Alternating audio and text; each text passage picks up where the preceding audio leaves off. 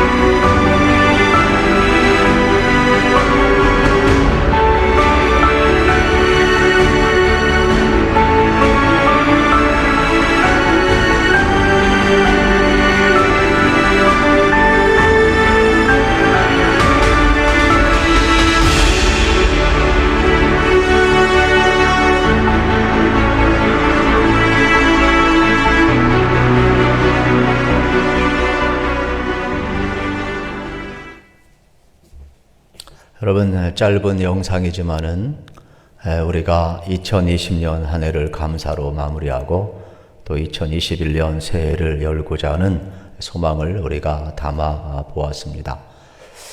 특별히 하나님께서 새해를 주셨는데 새해 여러분들 소망하는 모든 일들이 잘 이루어지기를 축복합니다. 우리가 새해를 신축년 새해라고 하지 않습니까? 특별히 소해해라 이러한 말이에요. 또 저에게 어떤 분이 연하장을 하나 보내주셨는데 특별히 전진하는 희망의 소 이러한 제목으로 하나 보내주셨고 그 배경에 보면 추운 겨울인데 아주 소가 늠름한 자태를 가지고 서 있는 그러한 모습이 되겠습니다. 소는 농가의 큰 일꾼이고 소도가 아니겠습니까? 그리고 또 소의 특징은 실질적으로 이게 성질이 온유합니다.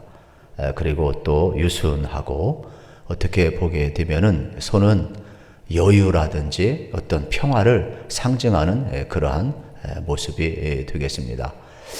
신축년 새해에 여러분 우리의 현실이 이 풍경처럼 때로는 춥지만 코로나의 위기 앞에서 우리가 참 꽁꽁 얼어붙었지만은 그러나 여유가 있고 또 평화를 갈망하고 또 새 성령님과 함께 소망이 넘치는 그러한 삶을 살았으면 좋겠다. 이러한 또 소망을 함께 가져봅니다.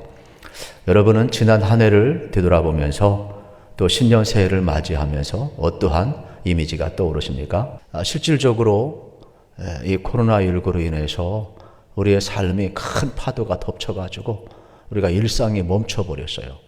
개인이든 가정이든 여러분 또 교회든 사회든 국가든 전 세계 전체가 이 큰 파도에 지금 휩쓸려 가고 있음을 저는 이제 이미지적으로 생각을 해보게 되었어요. 교회도 마찬가지죠. 교회도 우리가 여러분 드리는 이 예배를 마음껏 드릴 수가 없잖아요. 성도의 교제를 나눌 수도 없잖아요. 말씀의 교육을 할 수도 없잖아요. 또 우리가 섬기고 전도하고 이러한 모든 삶 자체가 참 우리 사이 속에서 너무나도 큰 파도가 덮쳐버려가지고 허우적거리는 그러한 삶을 지금 살고 있음을 우리가 보게 되는 겁니다. 이러한 때에 우리는 어떻게 해야 될까? 저는 참 후유증도 많고 우리의 삶의 현실에 참 어려움이 많이 있지만은 다시 한번 우리가 본질적으로 돌아가야 되겠다. 그래서 총회와 우리 교회도 마찬가지지만은 이제 주여 이제 회복하게 하소서, 이러한 주제로 우리가 나아가고 있는 장면을 이제 보게 되는 것입니다. 이러한 상황 속에서 많은 사람들이 이제 팬데믹 현상을 극복하고자 새로운 단어를 쓰기를 시작했잖아요. 그것은 바로 뭐냐? 뉴노멀이에요. 이건 뭐냐? 새로운 일상이라는 것이죠. 우리가 새해가 왔다고 과연 새해냐? 그렇지는 않아요. 왜 뉴노멀을 썼을까? 그것은 분명히 2020년은 지나갔어요. 그리고 2021년 우리에게 왔어요. 그럼에도 불구하고 우리는 그 사이에서 낀 불안한 새날을 맞이하고 있는 거예요. 그러니까 불안하고 우울하고 개인의 변화와 가정의 변화와 사회의 변화와 모든 변화들이 불안한 가운데 새로운 기준을 가지고 살아가야 되는 거예요. 적응하면서 살아가야 되는 그러한 시대에 우리가 있다. 이러한 말씀이 되겠습니다.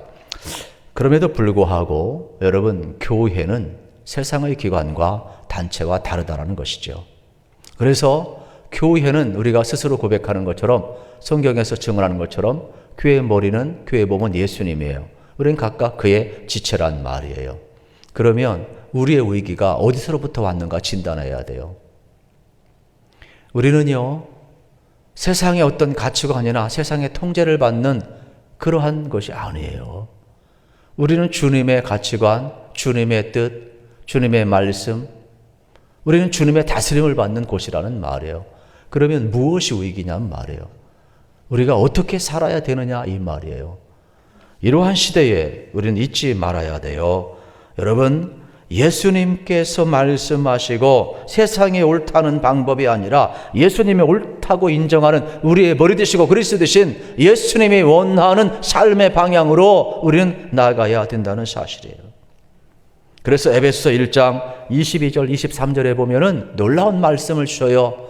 또 만물을 그의 발 아래에 복종하게 하시고 그를 만물 위의 교회의 머리로 삼으셨느니라. 교회는 그의 몸이니 만물 안에서 만물을 충만하게 하시는 이의 충만함이니라. 우리 주님이 뭐라고 이야기합니까? 우리 주님께서, 교회 버려주신 주님께서 새롭게 하신다라는 거예요. 개인을 충만케 하시고 가정을 충만케 하시고 교회를 충만케 하시고 만물을 새롭게 하시면서 여러분, 예수님 안에서 새로운 뉴멀이 이루어진다라고 우리에게 이야기를 하는 거예요. 세상이 우리를 회복하는 것이 아니라, 우리의 뉴멀은 다른 데 있는 것이 아니라 예수님 안에 있음을, 만물을 내가 새롭게 하느라 새로운 규정과 새로움이 어디에 있는가를 명확하게 이야기하고 있는 겁니다. 그래서 오늘 우리는 이 회복이라는 단어를 깊이 생각해야 돼요. 회복은 원래의 상태로 돌아가는 거예요. 여러분, 원래의 상태를 되찾는 것을 이야기를 하는 거예요. 그래서 이 단어는 구약의 이제 슈브라는 단어인데 돌이키다, 돌아오다는 뜻으로 회개와 연결이 되어 있는 겁니다. 그리고 신약 성경에서 특별히 헬라어로 아포카디스템이라는 단어인데 뭐뭐로부터 다시 회복되다 이러한 뜻이에요. 본질로 돌아가다, 원래 상태로 돌아가다, 상실했던 주권을 되찾는다, 이러한 뜻이 있는 말씀이 되겠습니다. 한마디로 이야기하면 이 회복은 현실에 안주하지 않고 본질로 돌아가는 거예요. 그리고 어떠한 모습이냐? 이전과는 다른, 돌이켰기 때문에 새로운 출발을 하는 게 회개라, 이러한 말씀이 되겠습니다. 회복도 같은 의미가 되겠습니다. 그러면 오늘 우리가 무엇으로부터 위기이고 무엇으로부터 이 위기를 극복하고 여러분 우리가 회복되어야 되느냐, 이게 중요한 키워드가 될 것입니다. 우리는 새로운 시대를 쫓는 이 뉴노멀은 바로 회복이라는 단어가 되겠습니다. 그런데 회복은 모든 것이 무너졌을 때 원상태로 돌이키는 것을 의미하는 것이죠. 다시금 여러분, 돌이키는 것을 의미하는데 믿음의 사람들이 돌아갈 곳은 어디일까요? 하나님이에요. 회복은 여러분, 우리의 생각과 방향을 다시금 하나님께 정초시키는 것이 회복이 되겠습니다. 그래서 오늘 에스라 10장과 사도행전 3장은 회복에 초점을 맞추고 있어요. 특별히 포로에서 돌아온 에스라는 제사장 겸 학자입니다. 이스라엘 백성들은 바벨론 포로 70년 생활을 했습니다. 그런데 하나님의 은혜로 그들은 포로에서 돌아오게 됩니다. 그들은 꿈을 꾸었습니다. 이제 하나님만 예배하자. 이제 거룩한 삶을 살아내자. 이제 무너진 성전을 회복하자. 그래서 그들은 느헤미야를 비롯해서 여러분 어떻게 했습니까? 무너진 성벽을 재건하고 수많은 사람들이 개혁운동을 일으켰습니다. 그런데 현실을 진단해 본 결과 제사장 겸 학자인 에스라는 충격을 받습니다. 바벨론 70년의 포로 생활이 여러분 이스라엘 백성들로 하여금 이방의 여인과 결혼하게 만들고 이방의 풍습을 그대로 받아들이게 만들어서 그들의 원하고 소망하는 것과는 달리 삶의 현장은 굳어져 버려 있었던 것입니다. 그래서 에스라는 너무 마음이 아팠어요. 곁길로 나아가는 자녀를 보고 울고 있는 어머니의 심정처럼 하나님 앞에서 회개하고 옵니다. 그리고 백성들을 불러 모아놓고 우리가 하나님에게서 떠났도다. 우리의 삶을 바라보라. 우리가 이방인과 결혼하고 있고 우상 숭배를 하고 있고 혼합주의가 우리와 있고 하나님이 진노하셔서 이제 바벨론 포로 70년 생활을 하고 이제 겨우 용서하셔서 우리에게 새로운 길을 열어주셨지만은 우리가 갈 길이 너무 멀도다. 가슴 아파하면서 회개하고 있어요. 이때 현실을 인식한 백성들이 전부 다 에스라와 함께 크게 통곡하고 있는 장면이에요. 1절 말씀을 봅니다. 이렇게 나와 있죠. 에스라가 하나님의 성전 앞에 엎드려 울며 기도하여 죄를 자복할 때에 많은 백성이 크게 통곡하였다 그랬어요. 이스라엘 중에서 백성의 남녀와 어린아이의 큰 무리가 그 앞에 모인지라 그랬어요. 여러분, 우리는 이 모습 속에서 무엇을 배워야 되겠습니까? 지금 이스라엘 백성의 실상을 봐야 돼요. 그래서 눈물로 기도하지 않을 수가 없었고 에스라는 기도하며 죄악을 깨닫고 이스라엘 백성과 함께 지금 눈물로 회개하고 있다는 사실이에요. 만약에 에스라가 말씀을 붙들지 않았다면 하나님 앞에 나아가 예배를 회복하지 않았다면 아마 이스라엘을 바르게 진단하지 못했을 거예요. 먼저 말씀 앞에 붙들리고 말씀으로 돌아가 보니까 말씀에서 떠난 거예요. 그래서 얼마나 가슴이 아팠던지 먼저 제사장 겸 학자인 에스라가 회개해요. 그리고 백성들이 함께 회개하고 있어요. 철저하게 회개와 말씀을 통해 삶의 변화와 회복을 지금 일으키고 있는 장면을 보게 되는 거예요. 단순히 눈물만 흘린 게 아니에요. 3절에 보면 놀라운 말씀이 나와요. 곧 내 주의 교훈을 따르며 우리 하나님의 명령을 떨며 준행하는 자의 가르침을 따라 이 모든 아내와 그의 소생을 다 내보내기로 우리 하나님과 언약을 세우고 율법대로 행할 것이라. 이게 무슨 내용이에요? 바벨론 포로 70년 생활하면서 여러분 이방 여인과 결혼했어요. 단순히 결혼의 문제가 아니라 우상 숭배가 들어왔어요. 자녀들도 마찬가지 신앙에서 떠났어요. 그런데 하나님은 이걸 용납하지 않아요. 그래서 이들을 어떻게 합니까? 다시금 본국으로 다 돌려보내게 해요. 우리가 오늘의 입장에서는 전혀 이해가 될 수 없는 내용이에요. 이들을 돌려보내기 위해서는 여러분 의자료를 다 줘야 돼요. 자기 전부를 다 내어놓아야 돼요. 그래도 하라는 거예요. 신앙을 회복하라는 거예요. 우상 숭배에서 벗어나라는. 오늘날 우리는 이걸 너무 가볍게 여기는데 여러분 심각한 문제가 될 거예요. 신앙을 회복하고 믿음의 백성과 결혼하는 것, 이거는요 하나님 앞에 바로 서는 거예요. 신앙을 바로 세우는 거예요. 육신의 삶으로 끝나는 존재가 아니야. 우리는 주님 앞에 서야 돼. 주님의 심판이 있어요. 죄와 우상 숭배는 하나님이 가장 싫어하시는 거예요.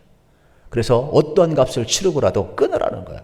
그런데 이 일을 지금 단행하고 있다는 사실이 되겠습니다. 신약성경 사도행전 3장도 마찬가지죠.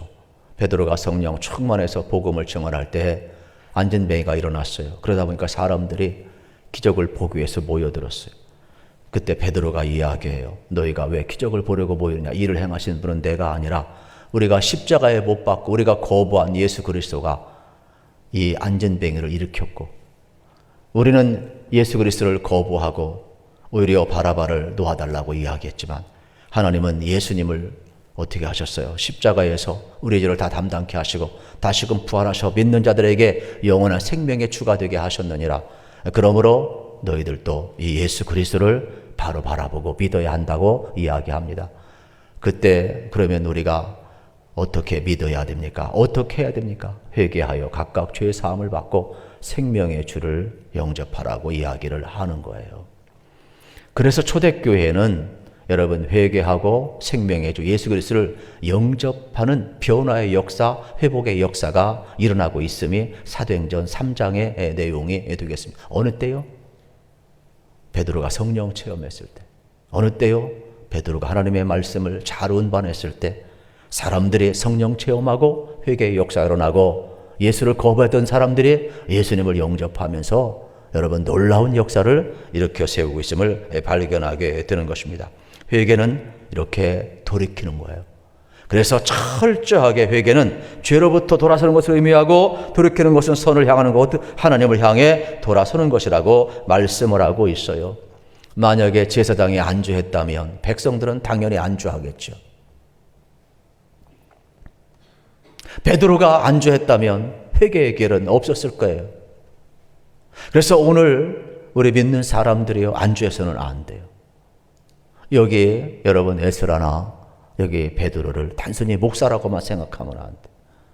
여러분 이 시대에 만인 제상으로 하나님 앞에 나아가 누구든지 예배할 수 있고, 많은 사람 가운데 선택하셔서 먼저 여러분들 택함을 받고 예배자로 부름을 받고 하나님의 사람으로 세움을 받았는데, 우리가 안주하면 세상은 당연히 안주하는 것이죠.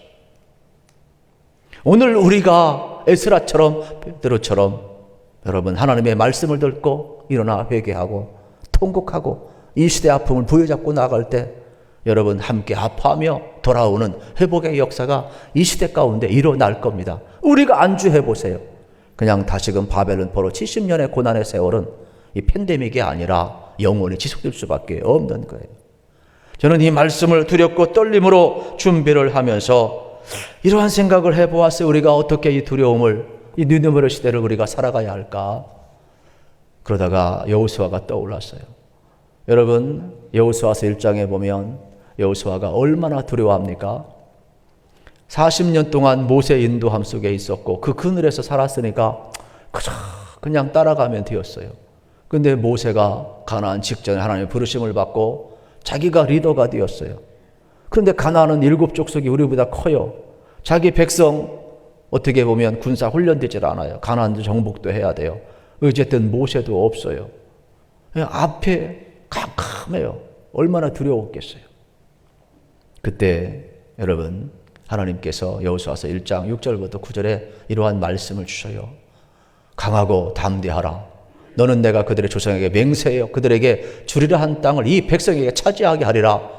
오직 강하고 극히 담대하여 나의 종 모세가 내게 명령한 그 율법을 다 지켜 행하고 우르나 좌로나 치우치지 말라. 그리하면 어디로 가든지 형통하리니 이 율법책을 내 입에서 떠나지 말게 하며 주야로 그것을 묵상하여 그 안에 기록된 대로 다 지켜 행하라. 그리하면 내 길이 평탄하게 될 것이며 내가 형통하리라. 내가 내게 명한 것이 아니야. 강하고 담대하라. 두려워하지 말며 놀라지 말라. 두려워하지 말라는 거예요. 놀라지 말라는 거예요. 내가 너와 함께 하라는 거예요. 여러분 여호수아가 어떻게 해야 됩니까? 두려운데. 두려워하지 않을 수 있는 방법이 무엇입니까? 전쟁을 하고 승리해야 하는데 승리하는 방법이 무엇입니까? 간단합니다. 주님 말씀하시니까 주님 말씀 믿는 겁니다. 주님 말씀하시니까 주님 말씀 붙드는 겁니다. 주님 말씀에 순종하는 것입니다. 왜냐하면 주님의 말씀이 여러분 우리를 승리케 하고 주님의 말씀이 이루어질 때 하나님의 역사가 나타나기 때문에 그렇습니다. 오늘 우리들도 마찬가지입니다. 두려운 인생길 걸어가는 동안 우리가 무엇을 붙들어야 되는가 깊이 생각을 해야 하는 것입니다. 성경에 보게 되면은 수많은 파도가 왔을 때 여러분 하나님의 사람들은 그 파도 속에서 어떻게 했습니까? 일상을 포기하지 않았습니다. 자포자기하지 않았습니다. 두려워 떨지 않았습니다. 오히려 말씀을 붙들고 소망의 말씀을 붙들고 회복을 위해서 몸부림쳤던 하나님의 사람들을 우리는 기억을 해야 합니다. 특별히 여러분, 여름바다, 우리나라는 동해안 정도나 이 서핑을 좀 즐기는 이렇게 매니아들이 좀 있고 파도가 그렇게 크지 않으니까 약하지 않습니까? 오히려 또 북한 같은 경우는 또 이렇게 관광지를 해가지고 서핑 또 타는 그러한 또 파도가 센 데가 있어요. 근데 외국 같은 경우, 호주 같은 경우는 이 바다의 파도가 아주 세기 때문에 이 서핑을 즐기는 사람들이 참 많습니다. 그래서 이 매니아들 이야기를 들어보면 이 서핑 보드를 탈 때 아주 중요한 요소가 많이 있대요. 뭐가 그렇게 중요하냐? 우리가 생각할 때에는 물론 서핑 보드도 중요하고 또 여러 가지 뭐 간단한 것이지만은 패션도 중요할 수가 있겠죠. 또 바람도 중요할 수가 있겠죠. 그런데 가장 중요한 것이 뭐냐? 파도라는 겁니다. 파도가 일어나야, 거친 파도가 있어야 서핑 보드를 탈 수 있다라는 것이죠. 그래서 이 서핑 보드에 올라타게 되면은 거친 파도가 와도 거기에서 어떻게 돼요? 파도를 타기를 할 수가 있는 거예요. 그래서 서핑 보드는 아주 그 익사이팅한 스포츠라고 이야기를 하는 거예요. 한번 빠지면 벗어나기 어려울 정도로 여러분 그런 겁니다. 우리 인생도 마찬가지죠. 여러분 거친 파도가 왔을 때 여러분 수많은 이러한 파도가 지금 우리를 휩쓸고 있을 때 우리 어떻게 되냐? 서핑 보드를 타야 돼요. 여러분 이 서핑 보드를 타는 전문가가 돼야 돼요. 이건 뭐냐? 말씀의 보드를 타야 돼요. 우리 신앙의 전문가가 돼야 돼요. 현대는 전문가가 대우받는 시대예요. 여러분 우리 신앙 어영부영 대충 신앙생활 해가지고 대접받기 바라십니까? 세상도 짓밟을 거예요. 세상도 욕할 거예요. 이러한 때일수록 여러분 신앙의 전문가가 되어서 세상에 여러분 넘보지 못하게 만들어야 돼. 아, 신실한 사람. 말씀의 보드를 따고 여러분 거친 파도를 헤쳐나가는 새해가 되어야 돼요. 저는 여러분의 삶이 여러분 다시 한번 이 말씀 서핑보드 위에 오르셔서 신앙의 전문가 다 되시기를 우리 주님 이름으로 축복합니다. 이것이 오늘 우리가 걸어가야 될 길임을 우리에게 가르쳐주고 있는 것입니다. 우리의 신앙 여러분 본질로 돌아가야 돼요. 그래서 어렵지만은 참 이 서핑보드를 타는 심정으로 저는 목회를 하고 있어요. 언어도 참 가능하면 은혜의 언어를 많이 쓰려고 우리가 많이 몸부림을 치고 있어요. 물론 사회적인 용어 써도 뭐 지장은 없어요. 그러나 신학적으로는 문제가 많아요. 그래서 우리는 은혜의 거리를 두기를 하자. 또 심지어 우리가 가정 예배든 교회 공동체이든 우리가 하나님 앞에는 다 영으로 신령과 진정으로 예배 드리는 거니까 우리가 다 하나님 앞에 정말로 늘 예배를 드리는 것이다. 이러한 말씀을 제가 쓰고 있어요. 그런데 또 안 쓸 수는 없잖아요. 비대면이나 또 대면이나. 뭐 나쁜 건 아니니까. 그럼에도 불구하고 이렇게 우리가 몸부림치는 이유는 우리가 신앙적으로 본질을 붙들지 아니하면 전부를 놓쳐버리기 때문에 그런 것입니다. 그만큼 한국 교회는 위기를 많이 겪고 있는데 우리가 어떻게 해야 될까? 어떻게 해야 될까? 저는 그래서 우리가 이제는 사람을 기쁘게 하는 예배에서 하나님을 기쁘게 하는 예배로 바뀌어야 돼요. 여러분 예배가 치유와 회복이 일어나는 게 꼭 예배가 아니에요. 예배는 사람 중심 열린 예배가 예배가 아니에요. 사람을 많이 모으는 게 예배가 아니에요. 우리가 이 코로나를 겪으면서 아주 직격탄을 맞이했는데 그게 뭐냐? 하나님을 기쁘시게 하는 예배의 회복이 가장 중요하다는 거예요. 그리고 하나님의 말씀을 경외하는 신앙이 가장 중요하다는 거예요. 우리는 예배가 사람 중심이에요. 보여주기에 쇼를 해야 돼. 치유와 회복이 일어나야 돼. 아니에요. 그건 부수적인 거예요. 정말로 하나님을 기쁘시게 하고 영과 진리로 하나님 앞에 우리를 드리고 하나님이 영광 받으시는 그 예배 이걸 회복해야 돼요.